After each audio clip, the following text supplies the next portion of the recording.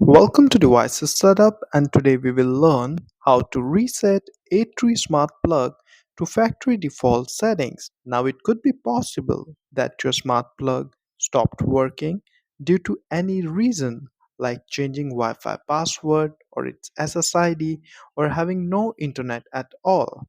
So, in that scenario, it is best to reset this device and set it up again. Also, you can reset this device when you are setting it up for the first time to put it into a pairing mode. So let's get started. In order to reset A3 Smart Plug, first plug in into a power source and wait for at least 60 seconds.